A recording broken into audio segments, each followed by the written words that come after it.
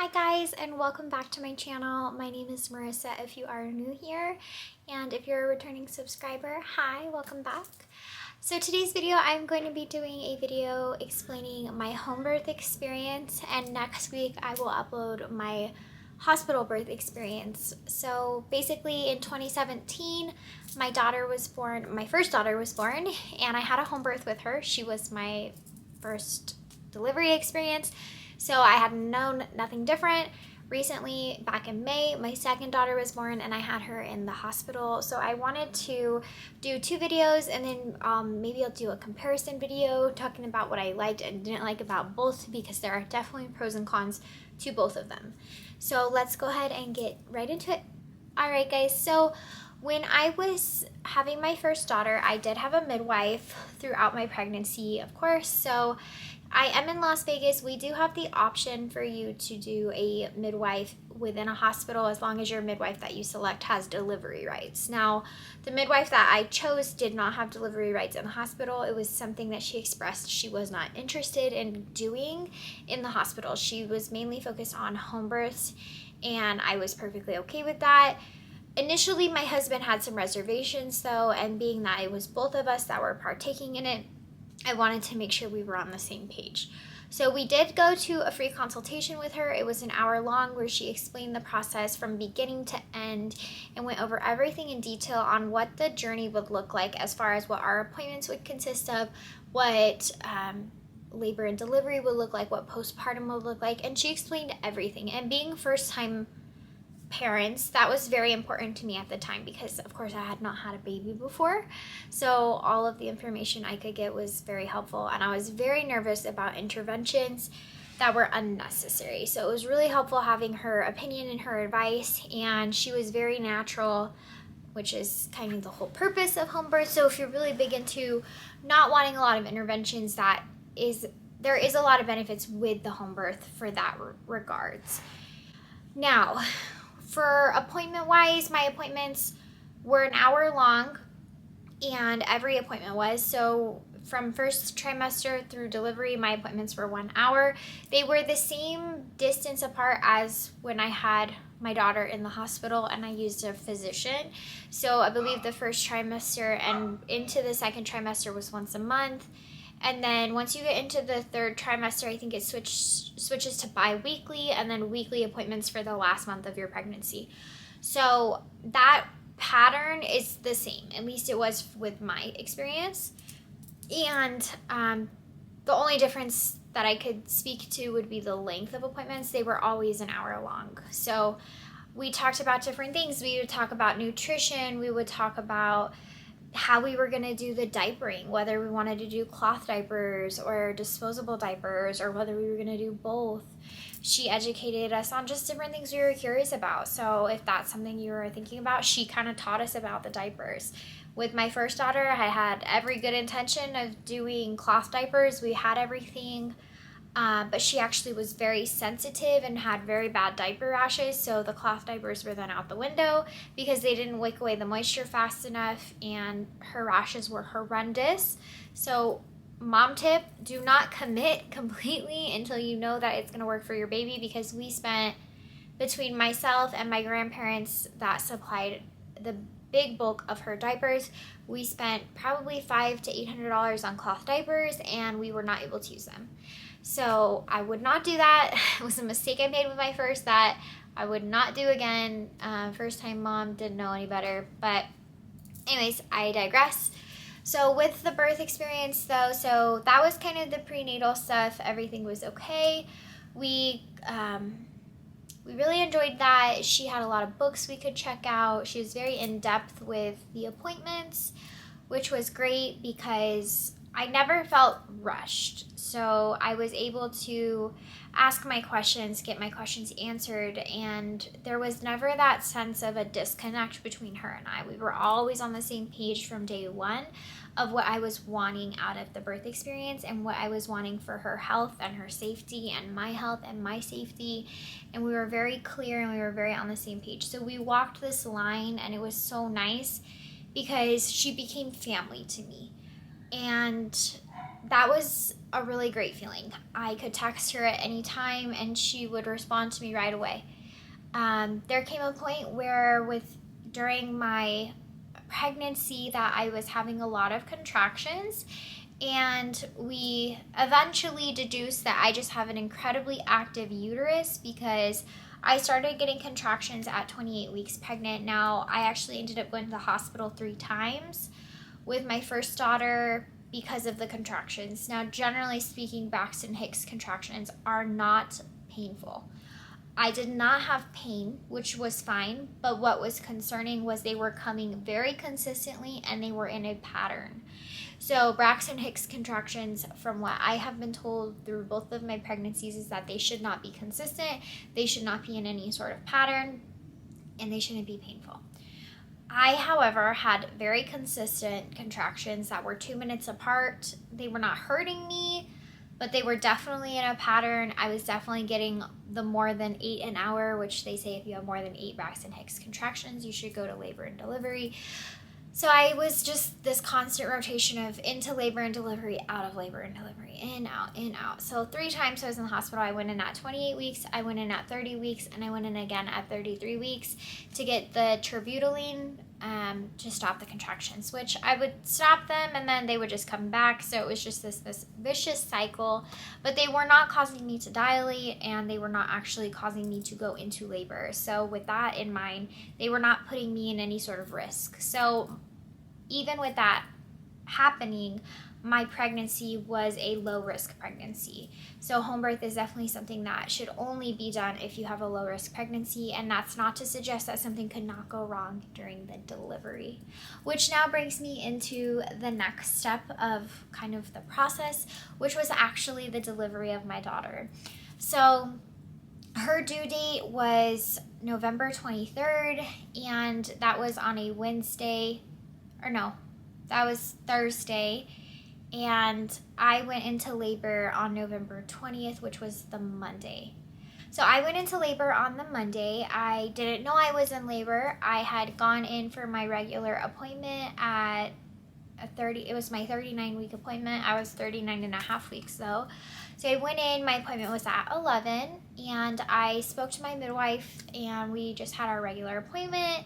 I was asking her when she thought I was going to be having the baby, because at this point you get real sick of being pregnant.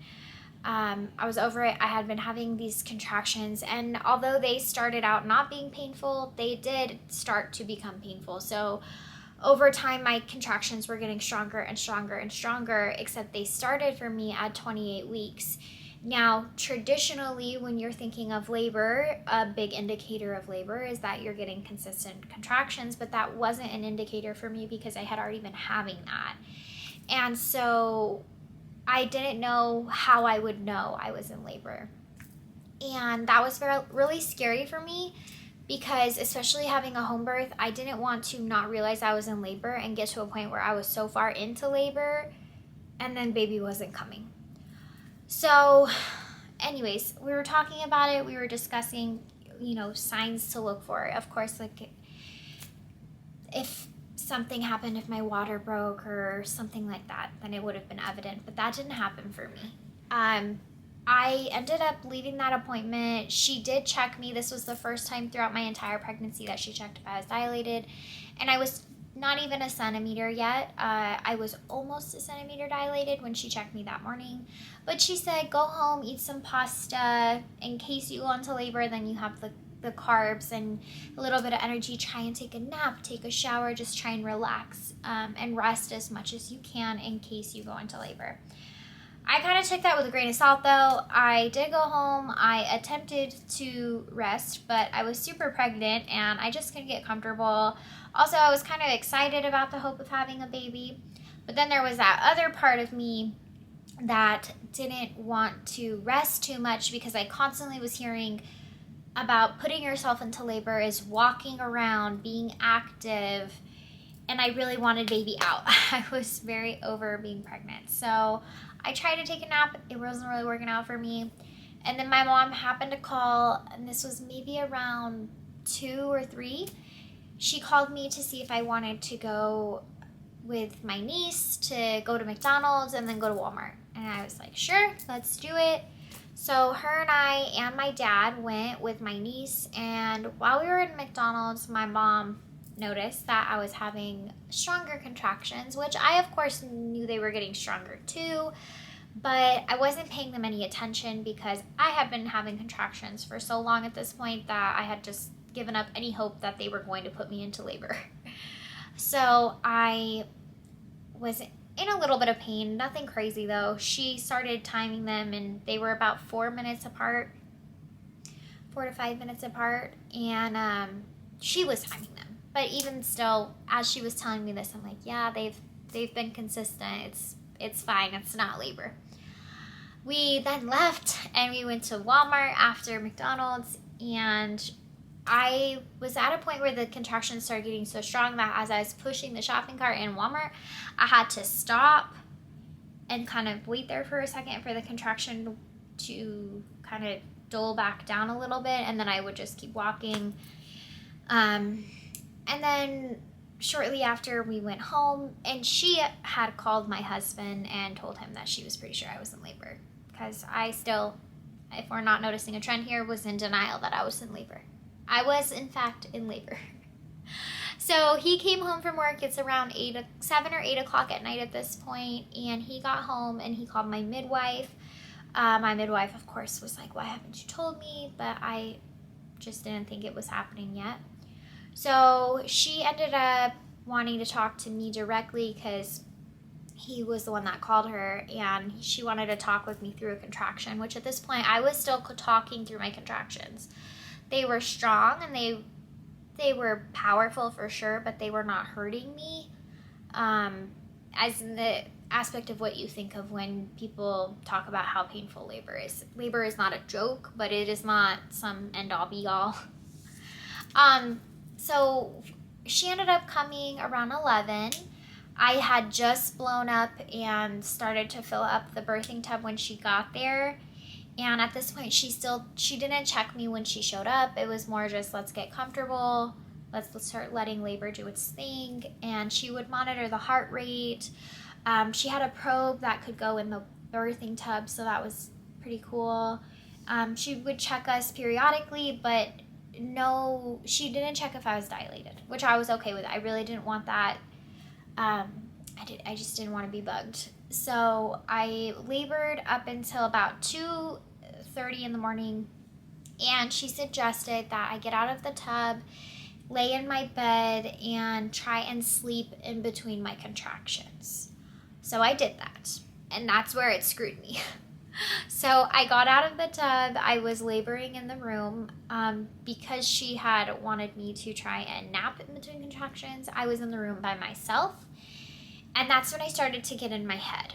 I was doing okay with the pain up until that point, and then it started to really bother me. I knew how bad everybody described labor pains, and so there was no way in my mind that there was no way in my head that it would make sense that I was very far along. I was thinking I was maybe 5 or 6 centimeters dilated at this point, and that labor had to get so much more intense than I currently was, because I was in pain, but I was not in excruciating pain at this point, as everybody makes it seem.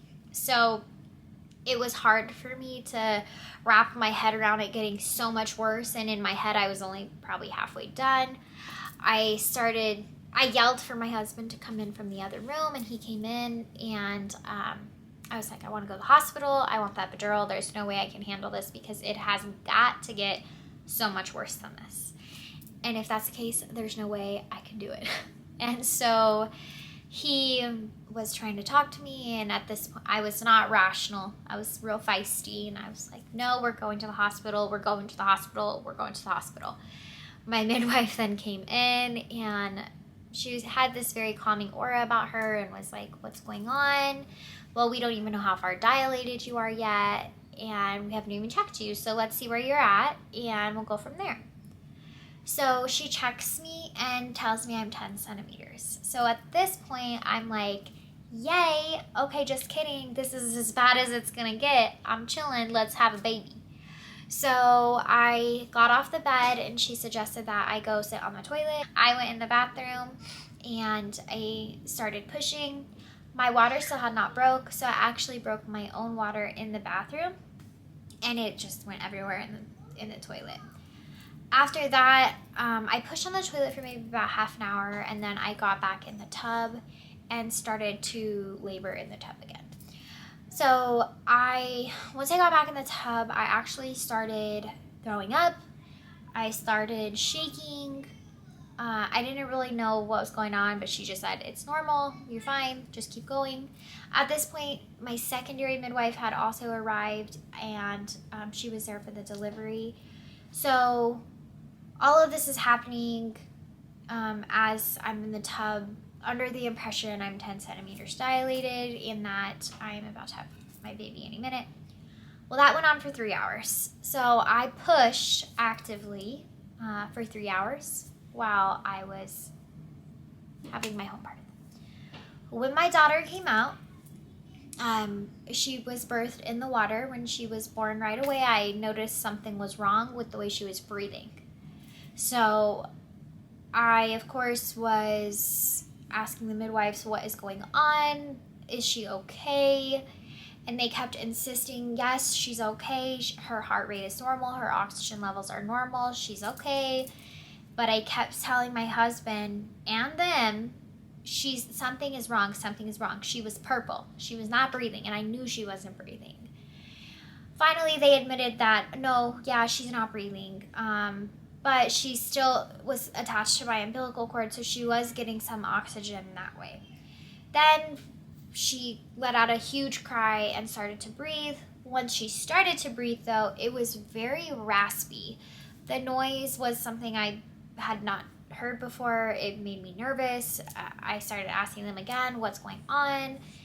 And they just kept saying, everything's fine, everything's fine. And I think the intention was that they were trying to keep me calm. But in dismissing my concerns, they were just really, really making me frustrated because I knew something was not right. While they're doing all this, I'm holding her. They gave her some breaths of oxygen, and that started to get her to cry a little bit louder, which we were hoping would help. She was still attached to my umbilical cord, and my placenta was still inside me at this point. So my secondary midwife now is holding her, okay, and she thinks that I had birthed the placenta already. I had not birthed the placenta.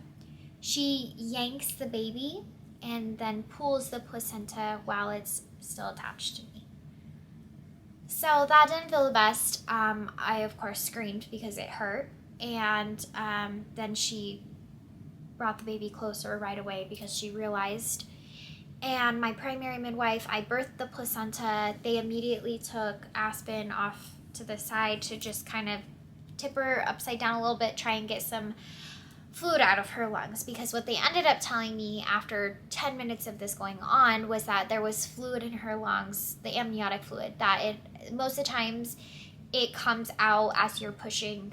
It'll come out of the lungs, but it had not came out of her lungs all the way.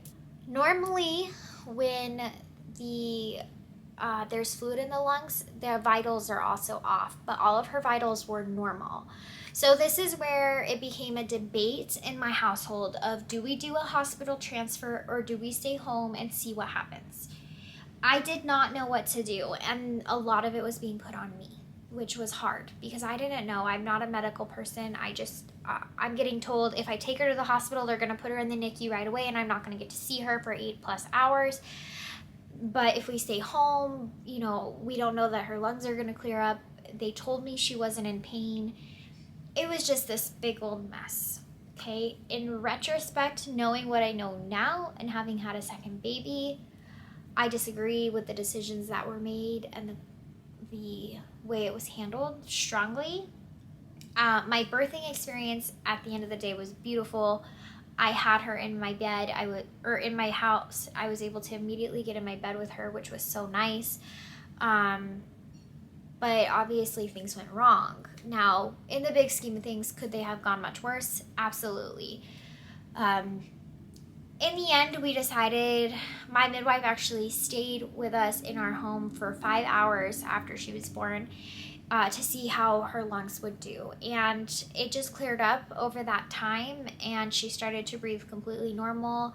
My midwife came and did a hospital visit the next day, or not a hospital visit, a home visit the next day after she was born, and her lungs were completely clear of fluid and everything was fine. So she did the follow-up in my home the following day. A week after was when I had my follow-up in her office, and then we did a 6-week follow-up, and I believe also an 8-week follow-up. So all of the care for myself and my daughter for the first 8 weeks of life were through my midwife. After having my second daughter, I have had quite an enlightening experience with comparing the two of them. And so a lot of this stuff and my experience that I'm speaking to you about at the time before I had my second daughter, I was absolutely, home birth is amazing. I love home birth. I would 100% do home birth again. Now, after I had my second daughter, my stance may have changed. So make sure you guys like and subscribe. I put new videos out every Sunday, so my next video will be Sunday of next week, and that will be my hospital birth experience. And then following that will be my video with me comparing the two of them. So please like and subscribe, and I will see you guys next time. Bye.